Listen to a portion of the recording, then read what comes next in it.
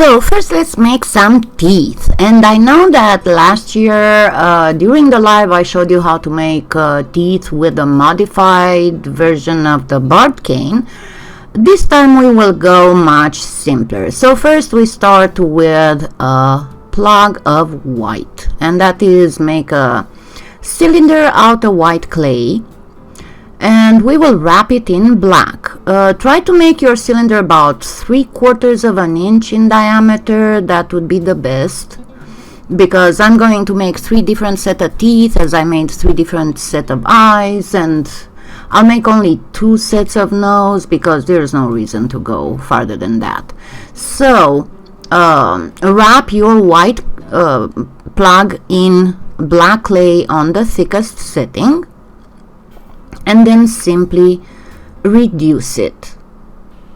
And you have to reduce it until it gets to be about 1/3 of an inch for the first set of teeth, because we'll make different sizes. And I have to warn you that throughout this tutorial I will get a lot of deformation and lost clay, because the white Premo that I have is part of that batch of super squishy, soft, almost unusable white clay. Anyway, so cut first 3 pieces of 1/2 inch length, then reduce some more, then cut again 3 more pieces of 1/2 inch length, and then reduce again until you get to about 1/4 of an inch diameter of your little sausage, and this time cut 6 pieces of 1/2 inch length. And I will show you 3 different ways of making colorful teeth, because you don't want your teeth to be just black and white, because they will get a little bit lost in the whole aspect of the sugar skull cane. And you also don't want to make them a different color, because again, if they are too pale they will get lost in the total look of the sugar skull cane. So as you see, I have separated them into 3 different sets, and what you do for the first set, we are going to flatten each piece and then cut it in 2 in length. They are just different ways of putting this together to get slightly different looks.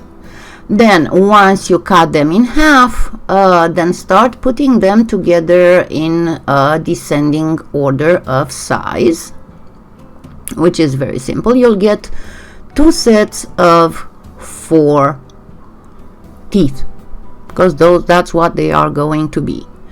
And once you got that, for this I'm going to use a palish blue. That is just some clay remnant from something I made. I mean, you'd get it just simply by mixing half turquoise and half white.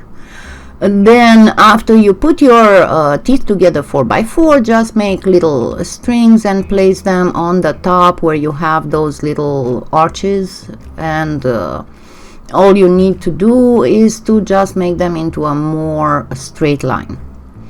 After which you take your light blue, and again, this is just an example, you can use any colors.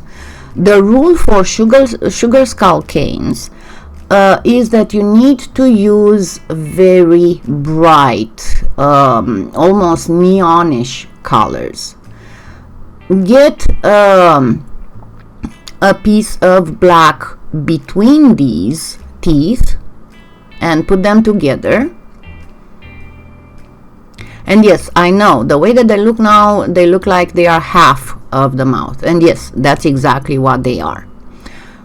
Then get your colored clay and make pretty much a squarish, double it so you'll get some squarish little logs that you will then cut in a diagonal, so that you'll obtain little triangular logs. And then you place each of these little triangular logs on top of the teeth, where the so-called gum would be, which of course, being a skull, it does not have a gum anymore, but hey, we are going to make colorful teeth. So once you fix all the little pieces, triangular pieces on top of the teeth, and I'm sorry, I'm getting a little bit off camera here. I was keeping my eyes on the cats, who had found again my mini buffing wheels, and they were busy trying to get them out of the bag to start playing with them.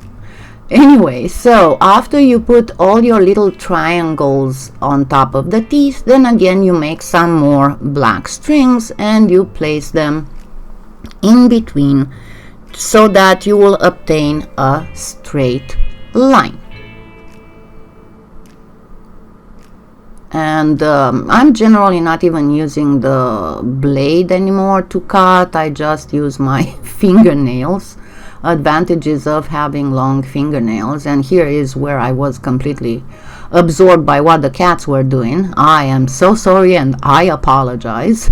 But anyway, this is how it's supposed to look like. After which you will wrap the whole thing in black on the thickest setting, just on 3 sides. You do not wrap the part that has the larger teeth. Only above, below, and on the end side where you have the smaller teeth. Just watch carefully, see how I'm not wrapping where the larger teeth are. And then once you do that, all you have to do afterwards is to simply reduce the whole cane. And no, I'm not going to keep you watching the whole process of reduction. Anyway, you just reduce it until you can safely cut it into 2 pieces. And as you can notice, I also make it a little bit more squarish than rectangular the way it was. But reduce it enough that you will be able to cut it in 2 and have a cane, 2 pieces that would be at least 3/4 of an inch in length. Of course, cut the deformed ends, and I have already warned you that I'm going to have a lot of deformed ends because you can see how the white is pushing through. But anyway, so once you get to the desired length, you cut off the deformed ends, then you cut your whole cane in 2, and then you put it together where the larger teeth are. And there you go. This is one set of teeth cane.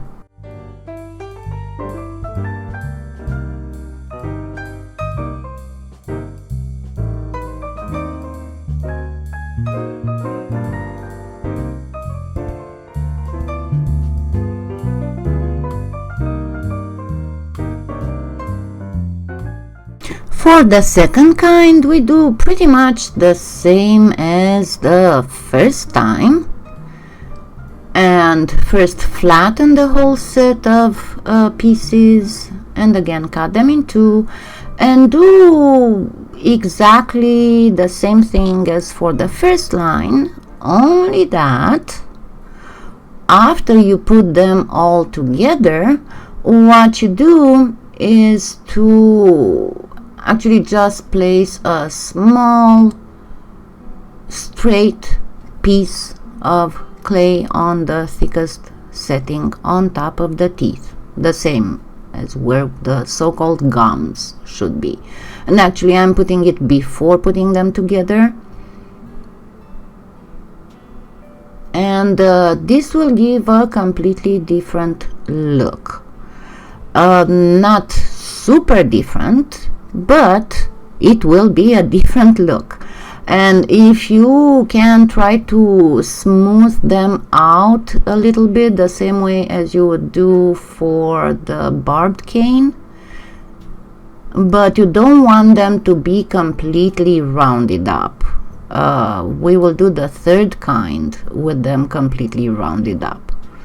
But after you place the little strips of clay on top of the tooth, then just put the teeth together. And yeah, I realized that I had put two large ones side by side, so I had to change it. But pretty much that's all that is to this second way of making them. You just place a strip of clay on top of the tooth, and then you put them together.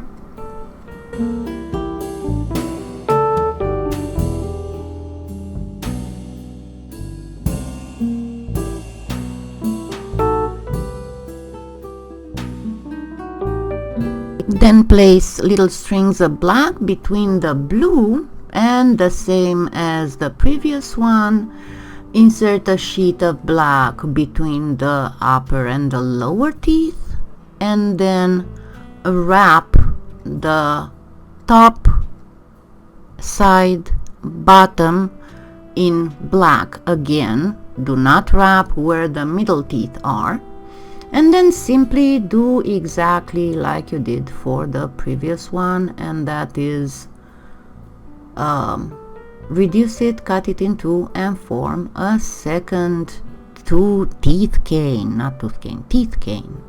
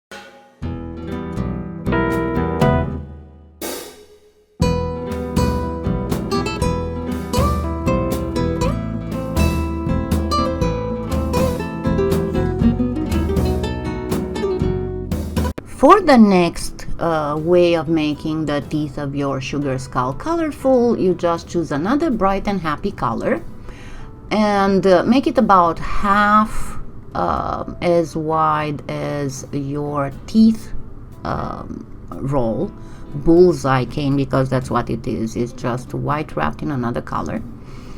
And you simply will have to prepare some more string of black and cut it at about the same length as your yellow.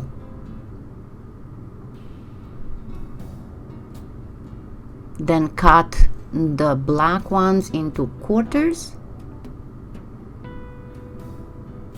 and then you will cut the yellow into halves.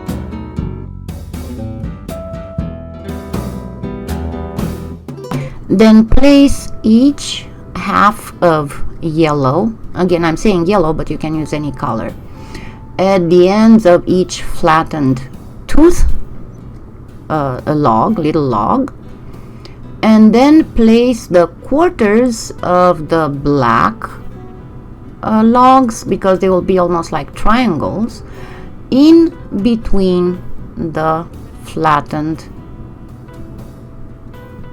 teeth. I mean, between the flattened yellow parts on the teeth, because you have to achieve a practically flat look on the ends, and that those little quarters of a black log that are triangles will help you achieve that, as they will fill the space between the yellow half logs.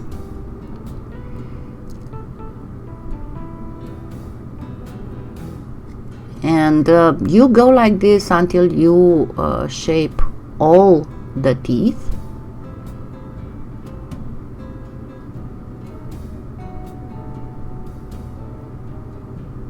And I guess my eyesight is very bad this morning, and that is why I have to bring the stuff very close to my eyes. But pretty much this is how you do the whole mouth. And this time you're going to place the line between the upper and the lower teeth after you construct the whole cane. It will make for a much tidier and more regular cane construction.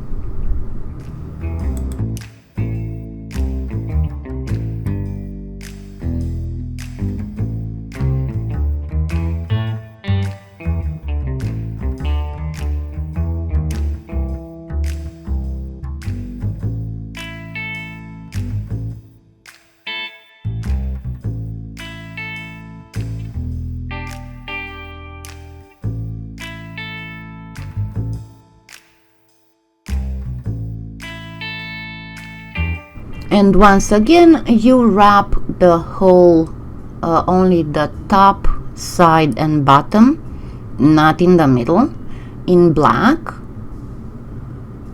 And as I said, after which you will cut your whole thing into half and place another sheet of black, a little bit thinner, not on the thickest setting. You want to go like on a medium setting, pretty much. And then you place that between the top and the bottom teeth. And there we go, a third way of constructing the teeth part of your sugar skull cane.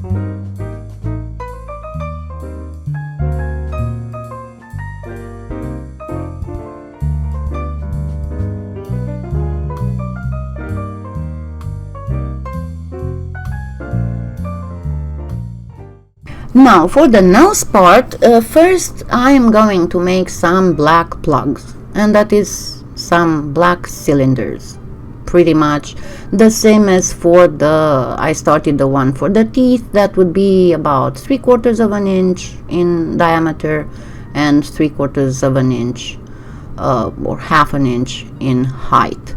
For the first way of making it, it will be again very simple. Make a bullseye cane with a bright color, wrap it in black, And then once you have your bullseye cane made with the colorful clay wrapped in black, you simply cut it in two and then arrange the halves around what will be the base of the, those are not nostrils. I mean, we can use the medical term, but whatever, the hole that usually passes for a nose in a skull.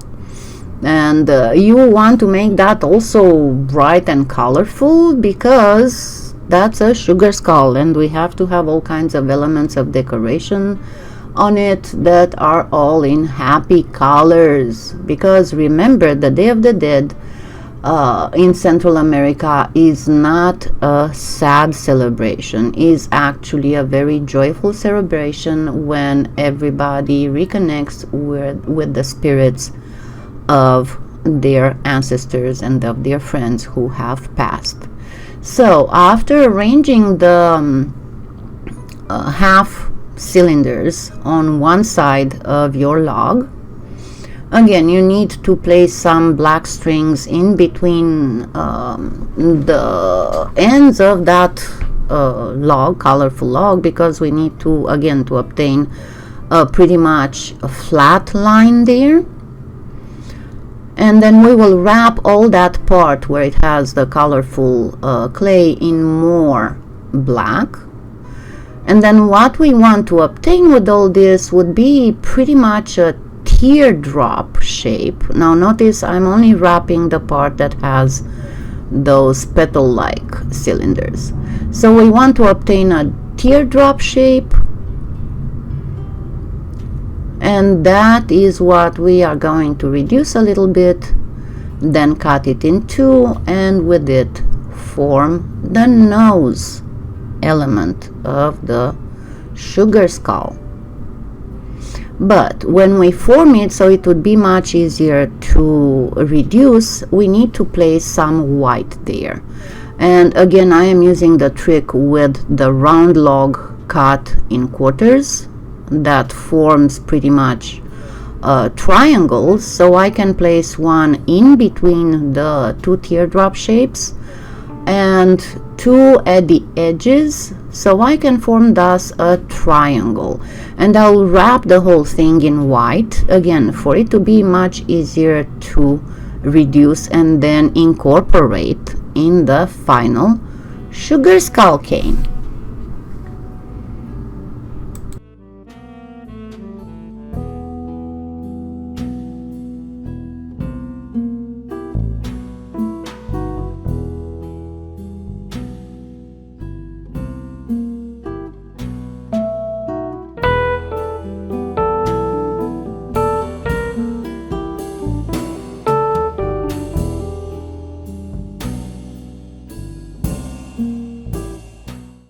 Now let's do this in a different way. Actually, there is a lot of ways that you can embellish the nose on the sugar skull cane. For this, I will make a little bit more complicated, even if it's not very complicated, flower in which I will have for a center one color wrapped in black, and for the petals I will wrap another color in black, and then I will extend it until it will look half the diameter of the central one. Now remember, when we want to obtain equal petals, we make 6 of the same diameter as the center, but this time I want to actually insert black between those colorful petals, and then I will wrap everything in black, then reduce it a bit, about twice the length, and then cut it in two and place it there, and I will add another triangle of the same color as the center of my so-called flower. So I'm just making a triangle, then I will be wrapping everything again in black, forming the tear shape. But this time, when I will put them together, after reducing the tear shape, cutting it in two and putting it together to form the nose, I will actually place a sheet of white between the two teardrop shapes to define even more the nostrils of the nose of the skull, and you will see here in just a minute. Now don't forget that this will have two more parts, and one would be with other embellishments that become part of the sugar skull cane, and then the final one, part 4, will be putting the big cane together. And if you make several elements like that, you can make all kinds of combinations and permutations and have not just one type of sugar skull cane. You'll be able to make a lot of them. So I made this into a triangle, and this is the second way of making a nose.